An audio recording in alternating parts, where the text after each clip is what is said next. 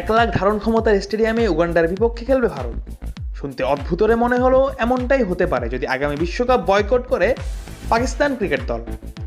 এই আলোচনার কেন্দ্রে পাকিস্তানের সাবেক অধিনায়ক রশিদ লতিফ।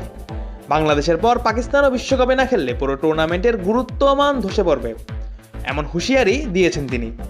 পাকিস্তানের এই সাবেক ক্রিকেটারের মতে একের পর এক বড় দল বাদ পড়তে থাকলে বিশ্বকাপ নামটাই প্রশ্নের মুখে পড়বে। তার ভাষায় তখন হয়তো কিছু বড় ম্যাচ থাকবে, কিন্তু বিশ্বকাপ হিসেবেই প্রতিযোগিতার আবেদন আর থাকবে না। তিনি অবশ্য শুধুই এই কথার মধ্যেই থেমে থাকেননি। একটি অনুষ্ঠানে তিনি স্পষ্ট করে বলেন, পাকিস্তান সরে গেলে র্যাঙ্কিং বিচারে আইসিসি বিকল্প হিসাবে নিতে পারে উগান্ডাকে। আর তখন ভারতের গ্রুপে দেখা যাবে এমন এক চিত্র যেখানে প্রতিপক্ষ হিসাবে থাকবে যুক্তরাষ্ট্র, নেদারল্যান্ডস, নামিবিয়া ও উগান্ডা। তিনি আরও ইঙ্গিত করে বলেন, সেই পরিস্থিতিতে 1,32,000 দর্শক ধারণ ক্ষমতার আহমেদাবাদ স্টেডিয়ামে ভারত বনাম উগান্ডার ম্যাচও আয়োজন করা হতে পারে।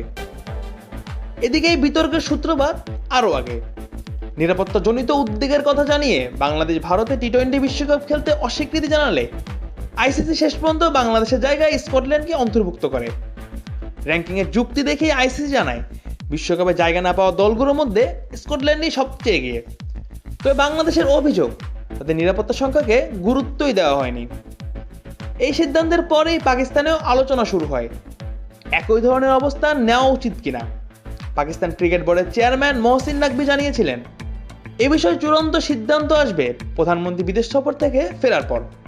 যদিও পাকিস্তান ইতিমধ্যেই বিশ্বকাপের স্কোয়াড ঘোষণা করেছে, তবুও বয়কটের সম্ভাবনা একেবারেই উড়িয়ে দেওয়া যাচ্ছে না। আর এই নিরাপত্তা ইস্যুটি নতুন কিছু নয়। ভারতের মাটিতে সাম্প্রতিক সময়ে একাধিক ঘটনায় বাংলাদেশিদের নিরাপত্তা নিয়েও উদ্বেগ বেড়েছে। দিল্লিতে বাংলাদেশ হাই কমিশনের সামনে বিক্ষোভ, বিভিন্ন রাজ্যে বাংলাদেশি সন্দেহে মারধর, আর আইপিএল এর দল থেকে মুস্তাফিজুর রহমানকে হঠাৎ বাদ দেওয়ার ঘটনাই মূলত এই পরিস্থিতি থেকে আরো ঘোলাটে করে তোলে। বিসিসিআইয়ের পক্ষ থেকে সাম্প্রতিক পরিস্থিতির কথা বলা হলেও এর স্পষ্ট ব্যাখ্যা কখনোই দেওয়া হয়নি। এই প্রেক্ষাপটে বিসিবির যুক্তি ছিল সহজ, যদি একজন ক্রিকেটারের নিরাপত্তা নিশ্চিত না করা যায়, তাহলে পুরো দলের নিরাপত্তা কিভাবে নিশ্চিত হবে। সেই প্রশ্নের উত্তর না মিললেও আইসিসি নিরাপত্তা সংখ্যাকে যাচাইযোগ্য নয় বলে বাংলাদেশের আবেদন নাকচ করে দেয়। এখন প্রশ্ন একটাই, বাংলাদেশের পর পাকিস্তানও যদি একই পথে হাঁটে, তাহলে বিশ্বকাপের চেহারাটা কেমন হবে? রশিদ লতিফের আশঙ্কা অনুযায়ী তখন বিশ্বকাপ আর বিশ্বকাপ থাকবে না, বরং হয়ে উঠবে হাস্যরসের ভারসাম্যহীন এক আয়োজন। আর তখন বাস্তবেই হয়ে উঠতে পারে সেই অদ্ভুত দৃশ্য, লাখো দর্শকের স্টেডিয়ামে ম্যাচ খেলবে ভারত বনাম উগান্ডা।